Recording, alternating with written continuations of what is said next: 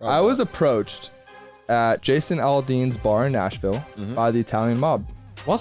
To fix football game. He offered me $300,000. He offered you $300,000? New viral videos implicating NFL stars and the Mafia have everybody shook, but it seems this is nothing new. I say that there's no fewer than 70 NFL games that have been fixed. The evidence is damning and will bring down a whole host of big names. Let me break it down. The footage that shook the NFL.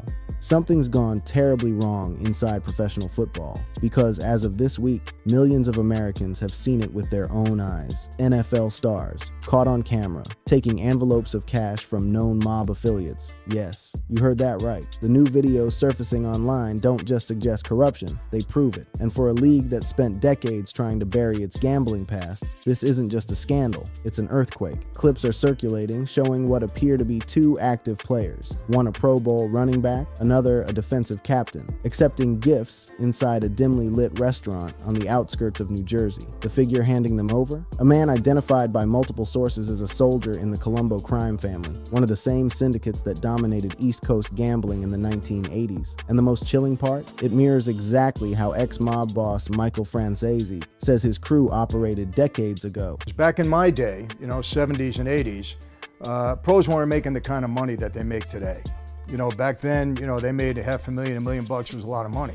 But a lot of them gambled heavy. Franzese, once a high-ranking capo regime in the Colombo family, ran one of the most profitable sports betting rings in New York history. His operations stretched from Queens to Las Vegas, with athletes, referees, and even team staff falling into his web of debt. And now, 4 decades later, the playbook looks identical. When the first clip leaked on October 22nd, most thought it was fake. A grainy phone video showing a man in an NFL jacket sliding a thick envelope across a marble table. But digital forensics analysts and later ESPN's own investigative team confirmed the timestamps, GPS metadata, and even the restaurant's decor matched La Tavola, a known mob hangout in Newark. But what makes this more explosive is context, because people familiar with Michael Francese's past say this is nothing new. It's the same system, the same structure, only repackaged for the era of legal sports betting. And if this all sounds like ancient history, a relic of the mob era, think again, because this new video doesn't just look similar, it's practically a reenactment. The same cities, the same families, the same language of respect and repayment. Only now, the stakes are higher and the cameras are everywhere. So how did it get this far?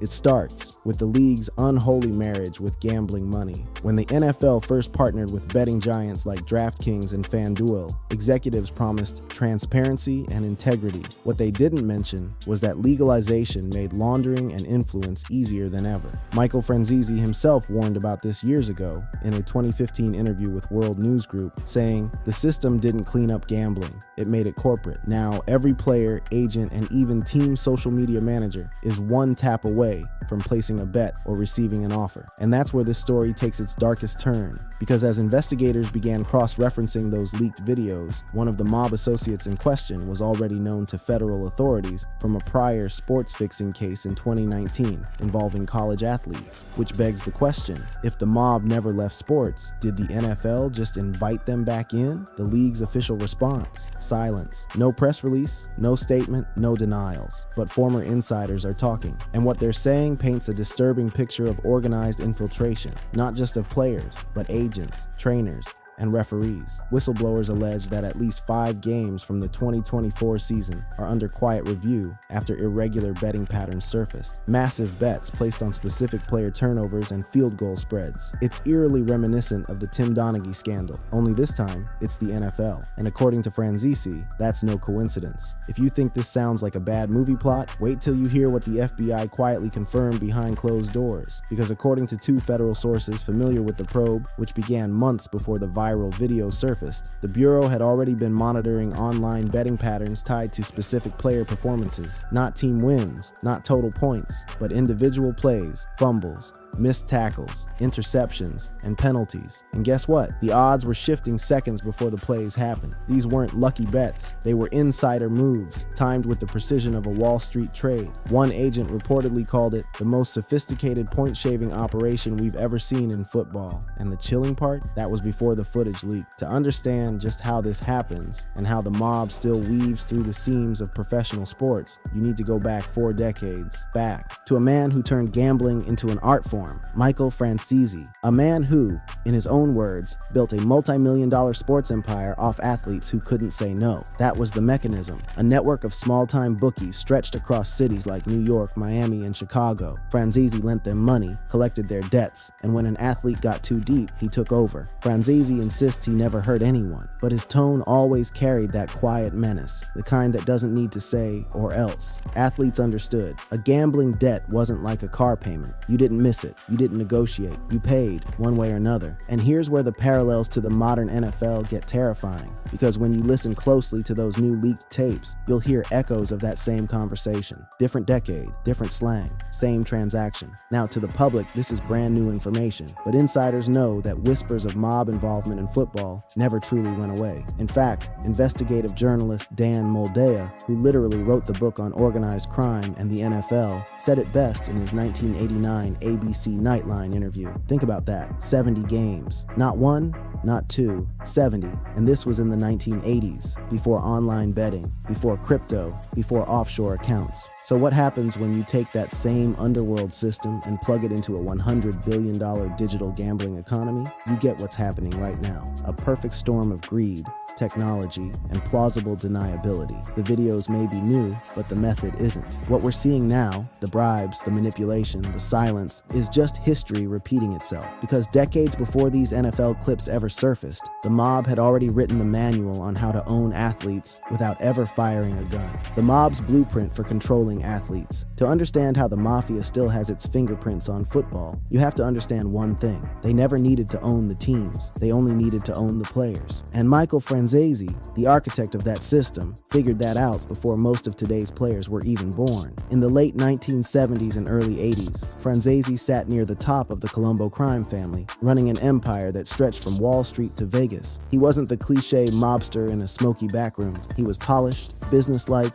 even charming. That's how he earned his nickname, the Yuppie Don. He didn't wave a gun, he waved a pen. And he realized early on that the most profitable game wasn't poker or dice, it was sports. According to his documented background and interviews, Franzese ran 12 or 13 bookmakers across the country. Each of them dealt with athletes, coaches, and even team personnel. His operation didn't just allow athletes to gamble, it encouraged it. Every single player was a potential asset. As Franzese once explained, it starts small, a few bets, a little credit. Then suddenly, an athlete owes more than he can pay. That resolution was the trap. Franzese called it the art of the slow squeeze. Never scare them too early, never threaten too soon. Just wait until they're drowning, then throw them a lifeline that's tied to an anchor. The method was elegant. It started with what looked like generosity. He'd have a front, a local business, a friendly agent, sometimes even a car dealership, make contact. Maybe a young athlete walks in to lease a Corvette, or a guy at the bar offers to cover a few poker losses. They exchange numbers. The next week, the athlete gets comped bottle service at a nightclub. A few weeks later, he's being offered a friendly line of credit to bet on the Sunday games. That's the entry point. Franzese's organization used legitimate fronts like auto dealerships and sports agents, recruiting intermediaries such as Norby Walters and Lloyd Bloom to sign college players with upfront advances. They'd dangle $5,000 in cash or a monthly stipend, pocket change to the mob, but a fortune to a college kid. It wasn't about money, it was about leverage.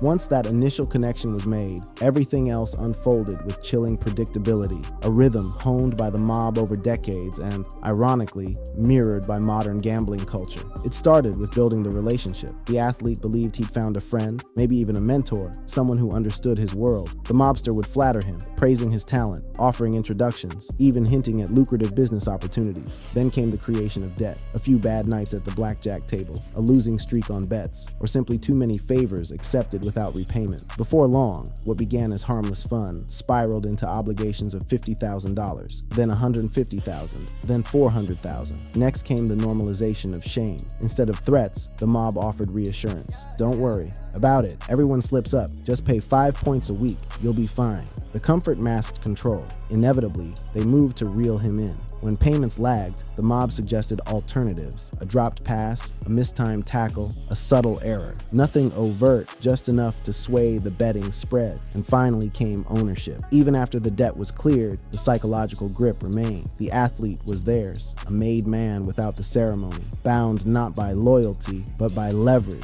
Franzese himself described it perfectly. They always did that. They had to. They shaved points in order not to pay back their gambling debt. And this is where the genius genius and evil of his system shines. Because the athletes weren't destroyed, they were used. Hurt them, and you lose your investment. Keep them scared but functional, and you make millions off their compliance. As Franzese put it, compliant players were valuable. They weren't victims or villains. They were assets on a balance sheet. Fast forward to the present day, and the playbook hasn't changed. The only thing that's evolved is how debts are created. Back then, it was poker tables and bookies. Now, it's smartphone apps and crypto wallets. Franzese himself warned that legalized gambling would make corruption easier, not harder. In interviews and speaking tours, he's pointed to the explosion of online betting, where anyone, including players, can open burner accounts, hide behind VPNs, and bet on micro events like first turnover or missed field goal. And he's right, because now a player doesn't need to meet a bookie in person. He just needs a Venmo request and a betting app. The Mafia adapted. The technology just made them invisible. Franzese was talking about basketball, but the same principle applies to football. A quarterback doesn't need to throw the game, just an interception at the right time. A kicker doesn't need to miss every shot, just one that changes the spread by a field goal. A linebacker doesn't need to fake an injury, just ease up on third down. That's all it takes to turn millions in bets. And because of how player prop betting works today, those tiny moments are now markets of their own. Every fumble, every flag, every missed pass, it's all monetized. And every monetized moment is a potential vulnerability. The system that once relied on cigars and envelopes now lives on apps and encrypted chats. But the psychology, exactly the same. Guilt, greed, fear. And it works because the targets haven't changed. The same high-risk personalities who think they can gamble their way out of anything. In Franzese's words, athletes were easy marks. They enjoyed the lifestyle, women, cars, gambling. It wasn't about intelligence, it was about addiction. He once told rookies at an NFL seminar that the worst thing a competitive person can do is gamble, because losing triggers the same obsession that made them stars. They can't stand defeat, so they double down. And that's where the trap closes. The irony is that the modern NFL has increased that temptation. By legalizing gambling partnerships, it's normalized the very behavior the mob once exploited. Franzese put it bluntly in a 2025 interview with TMZ. The more you normalize betting, the easier it is to corrupt someone who already wants to win at all costs. And that's the problem. In a league where every player already has the mindset of, I'll do anything to win, the difference between winning a game and winning a bet starts to blur. All it takes is one favor, one nudge, one moment of weakness, and the mob is back in business. Now,